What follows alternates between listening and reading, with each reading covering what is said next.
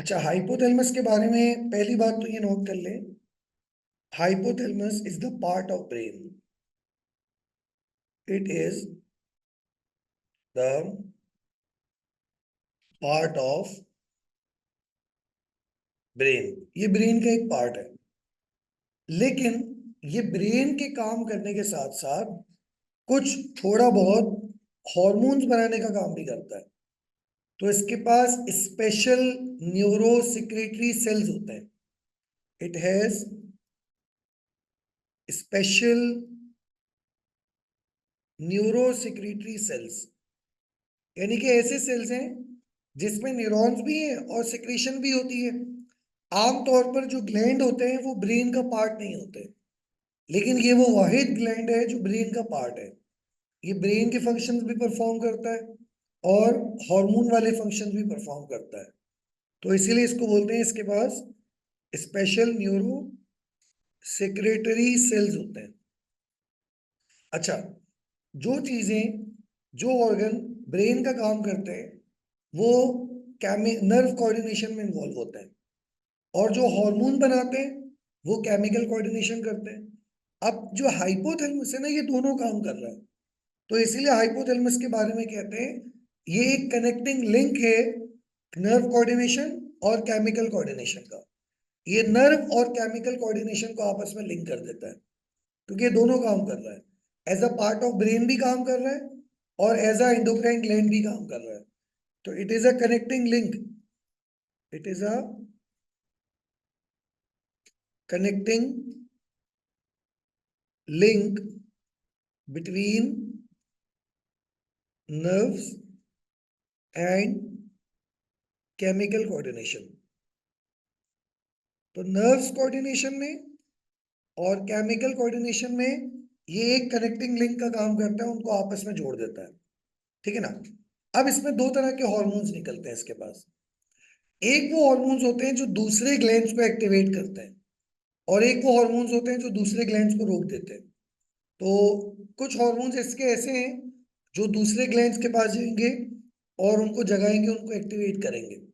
और कुछ हॉर्मोन्स इसके ऐसे हैं जो दूसरे ग्लैंड्स को, उनके सिक्रीशंस को रोकने का काम करते हैं, इनहिबिट करने का काम करते हैं। ठीक है। तो इस तरह से हाइपोथैलेमस के पास दो तरह के ग्लैंड होते हैं। तो हाइपोथैलेमस के बारे में यहाँ पर लिख लेंगे, it has two type of hormones. It secretes two types of hormones. दो तरह के हार्मोन सिक्रीट करता है ये। एक होते हैं रिलीजिंग हार्मोन्स, एक रिलीजिंग हार्मोन्स होते हैं। अच्छा, इसके जो हार्मोन्स है ना, उनको समटाइम फैक्टर्स भी बोलते हैं। हार्मोन्स भी कहते हैं, फैक्टर्स भी बोलते हैं। और दूसरा, उसको इनहिबिटिंग हार्मोन्स भी कहते हैं। इनहिबिटिंग हार्मोन्स भी कहा जाता है, हार्मोन्स या फैक्टर्स। तो जब भी आप आरएच किसी नाम के साथ देखें ना, आरएच, तो समझ जाना रिलीजिंग फैक्टर है। और अगर आईएच का वर्ड देखें तो समझ जाना इनहिबिटिंग फैक्टर है। जैसे आपको याद होगा, कल हमने एक चीज पढ़ी थी, GnRH। तो ये RH क्या है? Releasing factor.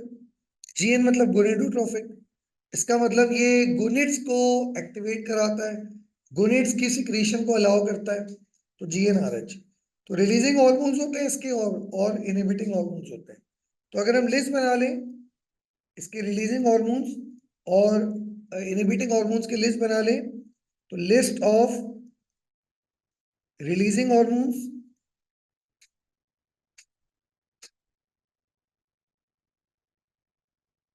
Of hypothalamus.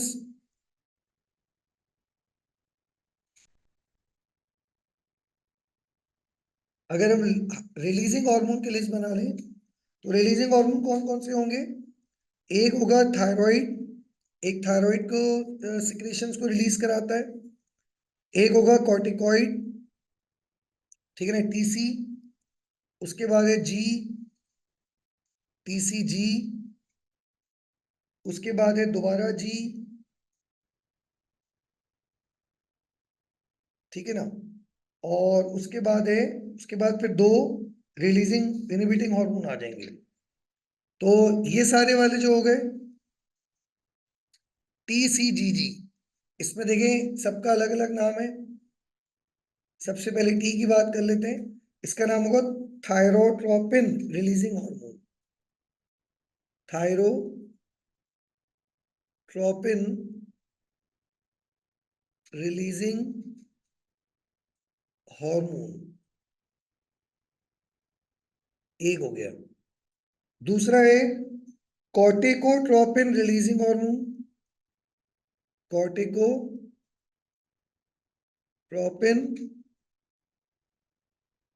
Releasing hormone. तीसरा है तीसरा है growth hormone releasing hormone. Growth hormone releasing hormone, यानी कि ये ग्रोथ हार्मोन को रिलीज करवाएगा।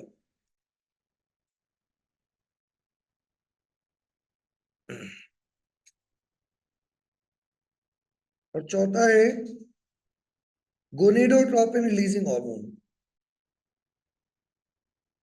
Gonadotropin releasing hormone. तो कितने हो गए बेटा? ये चार हो गए। ये सब रिलीजिंग हार्मोन है। अब सबके शॉर्ट फॉर्म भी है, तो शॉर्ट फॉर्म में ब्रैकेट में लिख देता हूँ। जैसे इसकी शॉर्ट फॉर्म होगी TRH। ठीक है। इसकी शॉर्ट फॉर्म होगी CRH। इसकी शॉर्ट फॉर्म होगी GHRH। और उसकी होगी GNRH। तो ये चार रिलीजिंग हार्मोन है जो कि रिलीज होते हैं हाइपोथैलेमस से। और उनका काम क्या क्या होगा? देखिए नाम से ही पता चल रहा है। इन सब के काम जो है इनके नामों से पता चल रहा है। जैसे थायरो है, थायरो मतलब थायराइड ग्लैंड। तो ये थायराइड ग्लैंड की जो सिक्रीशंस है उसको अलाउ करता है, उसको एक्टिवेट करता है, उसको स्टिमुलेट करता है। तो इसको बारे में stimulate the release of thyroid stimulating hormone. TSH को रिलीज करवाता है ये। It stimulate it stimulate the release of TSH। ये TSH क्या है? ये भी आपको याद है, हमने पिट्यूटरी ग्लैंड में TSH हार्मोन पढ़ा था, थायराइड स्टिमुलेटिंग हार्मोन। ठीक है। ये देखिए यहाँ पर, ये रहा थायराइड स्टिमुलेटिंग हार्मोन। याद रखिएगा पिट्यूटरी ग्लैंड अपनी मर्जी से TSH रिलीज नहीं करता। जब तक हाइपोथैलेमस का ऑर्डर नहीं आएगा तब तक पिट्यूटरी ग्लैंड TSH रिलीज नहीं करेगा। तो पिट्यूटरी ग्लैंड जो TSH रिलीज करता है तो वो हाइपोथैलेमस के ऑर्डर पे करता है। और हाइपोथैलेमस पिट्यूटरी को कैसे ऑर्डर करेगा? वो क्या पहले क्या रिलीज करेगा? पहले TRH रिलीज होगा। TRH पिट्यूटरी को एक्टिवेट करेगा और फिर पिट्यूटरी से TSH रिलीज होगा। तो ये एक फ्लो है जो आपको याद रखना है। एक पूरी सीक्वेंस है जो आपको याद रखनी है। मैं सीक्वेंस यहाँ लिख देता हूं कि पहले हाइपोथैलेमस से ये मैं अलग से लिख लेता हूं। सबसे पहले क्या होगा? सबसे पहले जो हाइपोथैलेमस है उससे क्या निकलेगा? उससे निकलेगा TRH। फिर वो जो TRH है वो एक्टिवेट करेगा किसको? वो एक्टिवेट करेगा पिट्यूटरी ग्लैंड को।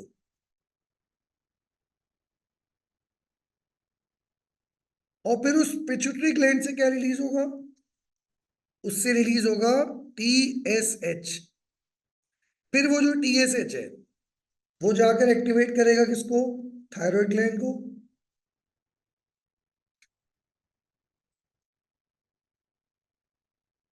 थायराइड ग्लैंड को।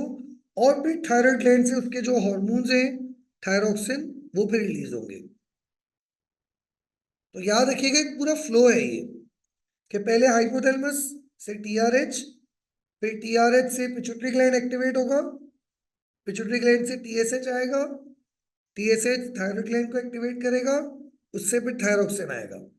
तो पूरा एक फ्लो है, पूरी एक तरतीब है, पूरा एक चेन रिएक्शन है जिसकी वजह से थायरॉक्सिन रिलीज होता है। सही ना?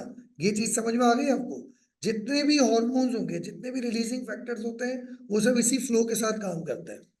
इसी तरह से अगला हमारे पास कौन सा है? अगला है कॉर्टिकोट्रोपिन रिलीजिंग हार्मोन। ये एसीटीएच को रिलीज करवाता है। तो इसके बारे में हम ये कहेंगे, it stimulate it stimulate the release of ACTH. ये एसीटीएच को रिलीज कराता है। अगर इसका भी मैं फ्लो चार्ट बना लूं, अगर इसका भी मैं एक फ्लो बना लूं, तो सबसे पहले क्या होगा? सबसे पहले हाइपोथैलेमस होगा। हाइपोथैलेमस से क्या रिलीज होगा? हाइपोथैलेमस से रिलीज होगा C R H. C R H मतलब कॉर्टिकोट्रोपिन रिलीजिंग हार्मोन। फिर ये कॉर्टिकोट्रोपिन रिलीजिंग हार्मोन किसको एक्टिवेट करेगा? ये एक्टिवेट होगा पिट्यूटरी ग्लैंड को। फिर पिट्यूटरी ग्लैंड से एक हार्मोन निकलेगा और वो होगा ए सी टी एच। अब ये जो ए सी टी एच है, ये जाकर एक्टिवेट करेगा किसको? एड्रीनल ग्लैंड को, एड्रीनल कॉर्टेक्स को। और फिर एड्रीनल कॉर्टेक्स से जो भी उसके हॉर्मोन्स हैं वो भी रिलीज होंगे। फिर एड्रीनल कॉर्टेक्स से जो फॉर एग्जांपल उसका एक हार्मोन है एड्रीनलिन, वो भी रिलीज हो जाएगा, या कॉर्टिजोल, वो रिलीज हो जाएगा। लेट सपोज अब यहां से कॉर्टिजोल रिलीज होगा। ठीक है? तो इसका भी एक फ्लो हो गया। तो सबसे पहले आपको समझ में आ रहा है, सबसे पहले हाइपोथैलेमस सीआरएच रिलीज करेगा, वो पिट्यूटरी ग्लैंड को एक्टिवेट करेगा, एसीटीएच रिलीज होगा, एड्रीनल कॉर्टेक्स एक्टिवेट होगा, और कॉर्टिजोल रिलीज होगा। तो इसका भी एक फ्लो हो गया। ठीक है ना? तो इसमें सबसे इंपॉर्टेंट ये टीआरएच हो गया। ठीक है?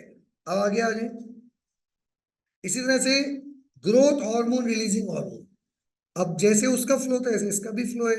ये क्या रिलीज करवाएगा? ये ग्रोथ हार्मोन रिलीज करवाएगा। It stimulate the release of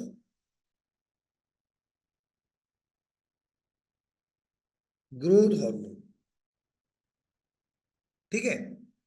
अब इसका फ्लो जरा बताएं किस तरह से होगा। जैसे इसका फ्लो था ऐसे इसका फ्लो, ऐसे इसका फ्लो क्या होगा? सबसे पहले क्या होगा? सबसे पहले हाइपोथैलेमस, हाइपोथैलेमस से क्या रिलीज होगा? हाइपोथैलेमस से जी एच आर एच रिलीज होगा। वो जी एच आर एच एक्टिवेट करेगा किसको? पिट्यूटरी ग्लैंड को।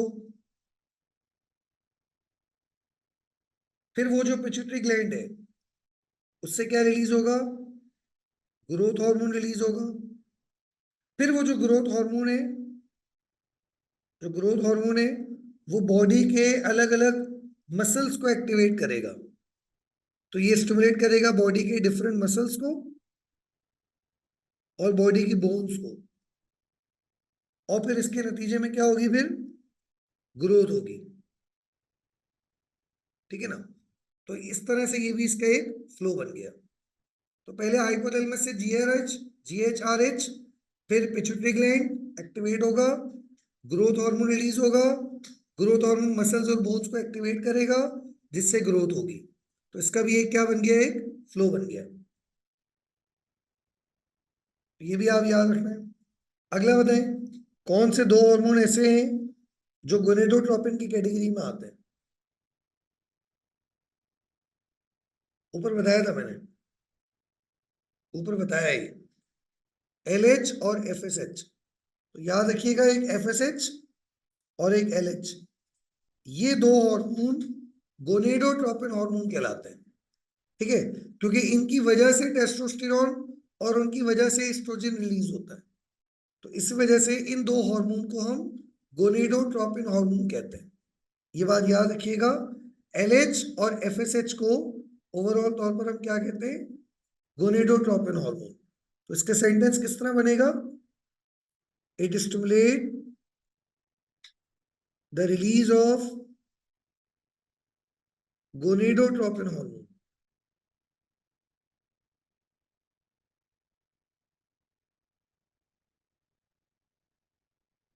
और गोनेडोट्रोपिन हार्मोन में एक एफएसएच आ जाता है और एक एलएच आ जाता है।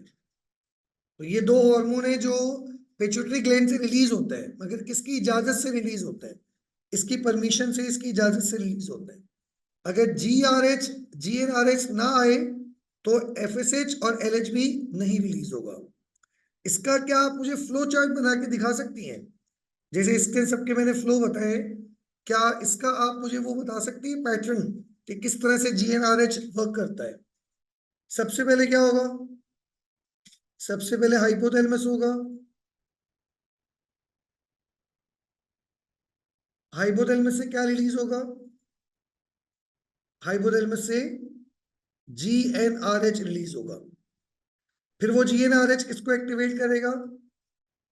वो एक्टिवेट करेगा पिट्यूटरी ग्लैंड को।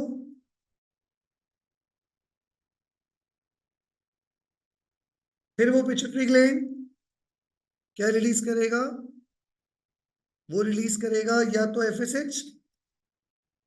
एफएसएच रिलीज होगा या फिर एलएच रिलीज होगा। तो जिसकी जरूरत होगी अकॉर्डिंग टू द नीड वो रिलीज हो जाएगा। अब ये एफएसएच और एलएच अब ये अपना काम करेंगे।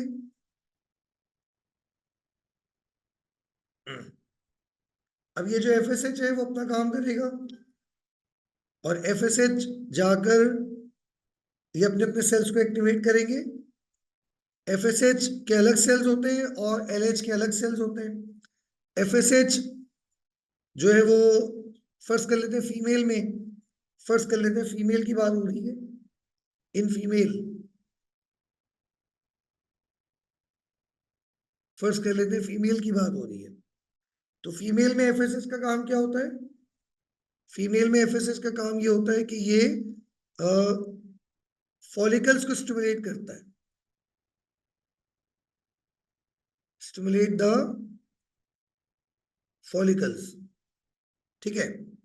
और फिर क्या होगा? एलएच क्या करेगा? एलएच ओव्यूलेशन कॉज करवाएगा। ये फीमेल में बात हो रही है। और मेल में इसके काम अलग होंगे। मेल में इसका फंक्शन थोड़ा अलग होगा, ठीक है ना। मेल में क्या होता है? मेल में जैसे एफएसएच जो है वो सर्टोली सेल्स को एक्टिवेट करेगा और एलएच लीडिक सेल्स को एक्टिवेट करेगा। सही है। और उससे क्या होगा? ईस्ट्रोजन रिलीज होगा। ठीक है बेटा। और ओवम रिलीज होगा। ठीक है बेटा। इतना समझ में आ गया आपको? क्या हाइपोथैलेमस की रिलीजिंग फैक्टर्स क्या होते हैं? तो रिलीजिंग फैक्टर्स किसको बोलते हैं? ये रिलीजिंग हार्मोन किसको बोलते हैं? रिलीजिंग हार्मोन ऐसे हार्मोन को कहा जाता है जो किसी दूसरे हार्मोन को सिक्रीट करवाएं, पिट्यूटरी ग्लैंड पर असर करें और दूसरे हार्मोन जो सिक्रीट करवाएंगे उनको कहा जाएगा रिलीजिंग हार्मोन। सही है बेटा।